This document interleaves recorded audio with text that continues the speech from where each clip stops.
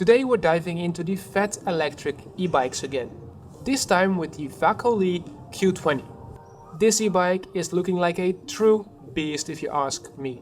It is also a powerhouse under the hood and it's loaded with features that will blow your mind. Hey, it's me, Martijn, and let's get started. But before we hit the streets, let me take you back a few weeks when I received the e-bike, because the unboxing and installation process were quite the experience. The box is incredibly heavy, we're talking 50 kilograms, so you might want to get some help. After I took the bike out, I was not only impressed by the looks right away, as well as by the amount of protective foam.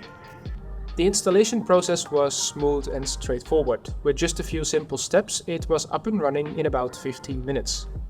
First, I had the handlebar securely attached with the 4 provided bolts and Allen key. Then it was time to insert the front wheel, which was as easy, and after securely tightening the bolts, I finally got to install this cool big front light. Then I installed the pedals, this is simple to do once again, and locked it in place with the provided tools. Not too difficult here once again, and all that's left to do is the front mudguard, which is made out of plastic, by the way. Don't forget to insert the batteries and to check the tires and brake for optimal performance, but more importantly, safety. And with that, the Vakole Q20 was ready to hit the roads. Let's start with the craftsmanship.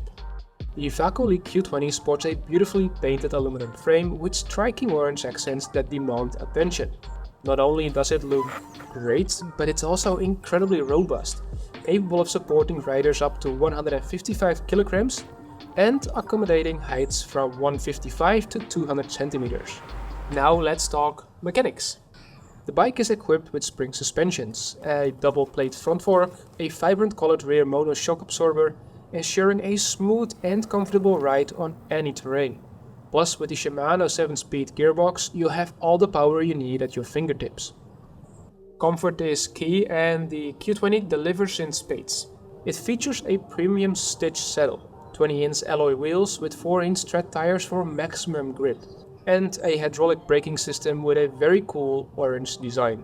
And those 160mm disc brakes not only look sharp, but provide reliable stopping power when you need it most. But let's talk what this e-bike really sets apart: the motor and the battery. The Q20 is powered by a robust 750 watt motor delivering an impressive 60 Newton meters of torque.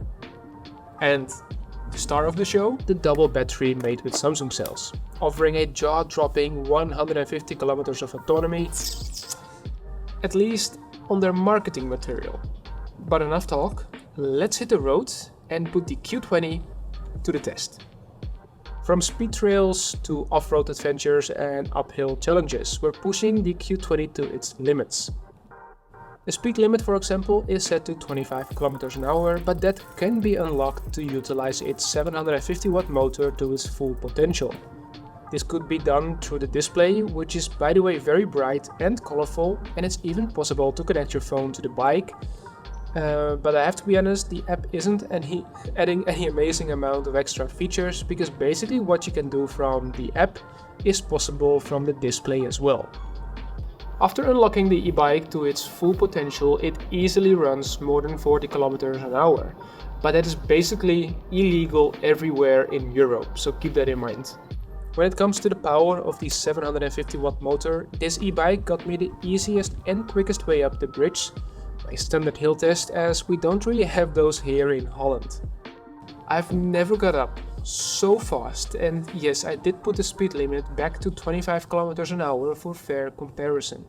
Same counts for comfort, because the saddle has so much padding, there's a good amount of travel on the front fork, and there's suspension right below the saddle.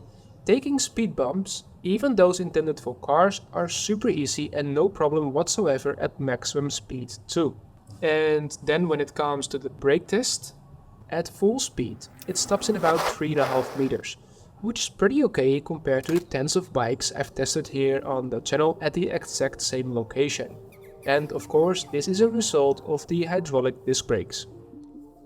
And lastly, the range. I think you've all been waiting for this. Firstly, I think it's really important to know, or good to know, that you don't need to ride around with 2 batteries.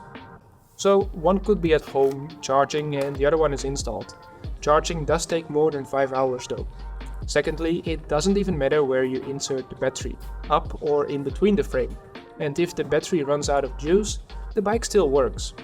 So with my height, 1m88 and my weight 80 kilograms, on pretty good and flat bike roads in stable but, just like today, pretty cold weather, I've got in the assisted mode a realistic range of around 120 to 150 kilometers with 2 batteries. In the fully automatic mode, I've managed just under 100 kilometers. After extensive testing, I can confidently say that this is the coolest and best fat electric bike on the market today. Sure, nearly 2000 euros for an e-bike is a steep amount, but for that, you're getting a ridiculous amount of comfort, fun, and a good amount of people looking at you. Just don't forget to purchase a high quality bike lock. And let's not forget those handy connectors that make maintenance a breeze. It's the little details like these that make the Q20 a standout choice for fat electric bike enthusiasts. So if you're in the market for a high performance fat electric bike, then look no further than the Vakole Q20. If the price is a little bit too steep for you, then go take a look at this video. It's an e-bike, a fat tire e-bike as well, nearly half the price, but not half as fun. So go check it out because we've reached the end of this video. Don't forget to subscribe so that we see each other in the next one.